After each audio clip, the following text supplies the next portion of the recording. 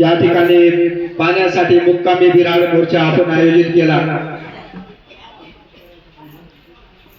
गेल्या उन्हाळ्यातील 4 मे पासून पाऊस पडतोय।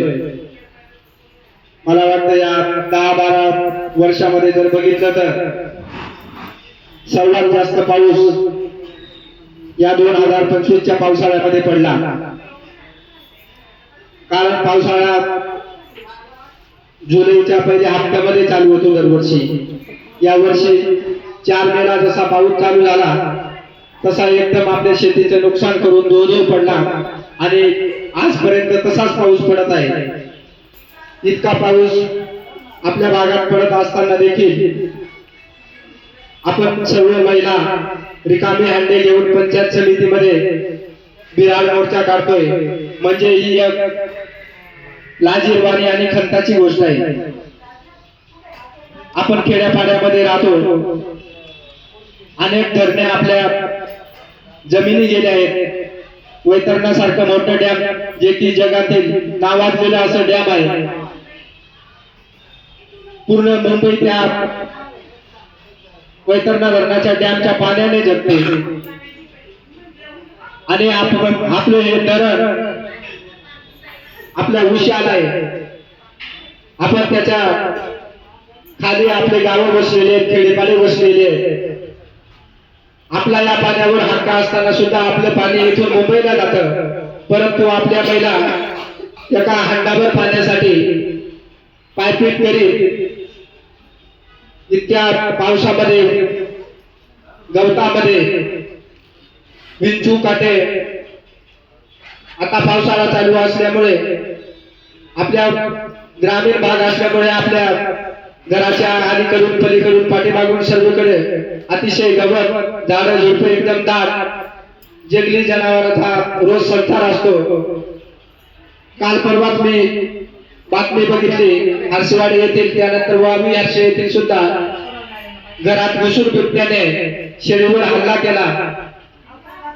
घरात घुसून जर शेळीवर हल्ला करतो तर माणूस सुद्धा या ठिकाणी सुरक्षित नाही। म्हणजे किती वाईट अवस्था आहे। एकीकडे या देशाचे पंतप्रधान 15 ऑगस्ट झेंडावंदन अमृत महोत्सव साजरा करायला पूर्ण देशाला भाग पाडतात आणि आपण एकीकडे अंगावर पाण्यासाठी जर मोर्चा काढत असू तर त्या स्वातंत्र्याला काय चाटायचं का? अंगावर पाण्यासाठी माझी महिला, माझे भगिनी 2-2, 2.5 किलोमीटर एक अंगावर पाण्यासाठी पायपीट करीत असेल तर मी म्हणतो आपण अजूनही स्वातंत्र्य आपल्याला मिळालेले नाही।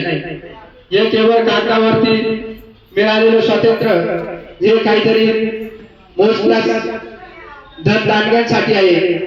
आपल्या गोरगरीब कष्टकऱ्यांसाठी आजही त्याच हाल अपेक्षा। आपल्या आरोग्याचा जरी प्रश्न असेल तरी असे अनेक वाड्यापाड्या आहेत त्या ठिकाणी गाडी जात नाही, रस्ते नाही, लाईट नाही, पाणी नाही, इकडे शासन लक्ष देत नाही। त्यामुळे आपल्याला वेळोवेळी आपल्या भगवान भाऊच्या मार्गदर्शनाखाली एल्गार कष्टकरी संघटनेच्या नेतृत्वाखाली वारंवार आरोग्याचा विषय असो, पाण्याचा विषय असो, ज्या माणसाच्या मूलभूत गरजा आहेत, अन्न, वस्त्र, निवारा, त्याच्याबरोबर पाणी, आरोग्य, यांच्यासाठी प्रत्येक वेळेस आपण मोर्चे काढून या झोपलेल्या सरकारला जाग करण्याचा प्रयत्न करतो। आपण उन्हाळ्यामध्ये देखील अनेक वेळा रिकामे हंडे घेऊन या ठिकाणी पाण्यासाठी आंदोलने केली आहेत, मोर्चे देखील केले आहेत।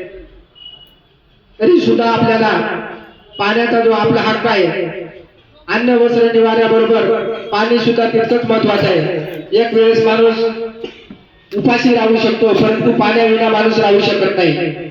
एक वेळेचं पाणी पिऊनही माणूस झोपू शकतो, परंतु तेच पाणी जर आपल्याला मिळत नसेल आणि ऐन या पावसाळ्याच्या दिवसामध्ये जर आपल्याला पिण्यासाठी पाणी मिळत नसेल, म्हणून आपण हे भगवान भाऊंना ज्यांच्याकडे आपल्या व्यथा, आपल्या अडचणी मांडल्या आणि त्यांनी लगेच सांगितलं की तुम्ही ताबडतोब या महिलांना घेऊन पंचायत समिती, गट विकास अधिकारी साहेब यांच्या दालनात जाऊन बसा आणि जोपर्यंत आपल्याला आपल्या गावात ज्या पाणी योजना आहेत त्या योजना आहेत जलजीवनच्या असतील किंवा इतर ज्या जुन्या योजना चालू होत्या त्या कुठल्याही योजनेतून आपल्याला जोपर्यंत आपल्या पुढे फक्त एकच प्रश्न आहे की आपल्याला पाणी कुठे मिळेल, मग तुम्ही त्या कोणत्या योजनेतून द्याल ते आम्हाला महिलांना काही घेणं नाही.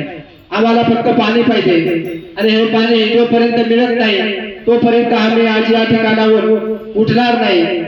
आम्ही बिराड मोर्चाचं आयोजन केलं आहे, त्यामुळे आम्ही सर्व आमचा शिदा घेऊन तांदूळ घेऊन भांडे कुंडे सर्व घेऊन याच ठिकाणी आम्ही मुक्काम ठोकणार आहोत.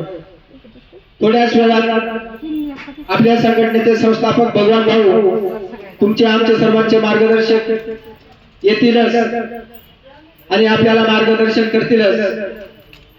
तोपर्यंत जोपर्यंत भाऊचा आदेश येत नाही आणि जोपर्यंत अधिकारी या ठिकाणी आपल्याशी संवाद आणि चर्चा करण्यासाठी येत नाही आणि आपल्याला जोपर्यंत आपल्या इथून घरी फोन करायचा आहे, जोपर्यंत नळ चालू होत नाही, पाणी येत नाही, तोपर्यंत आम्ही इथून हलणार नाही असे मी जळगाव कष्टकरी संघटनेचा तालुका अध्यक्ष म्हणून ग्वाही देतो आणि तात्पुरता इथे थांबतो.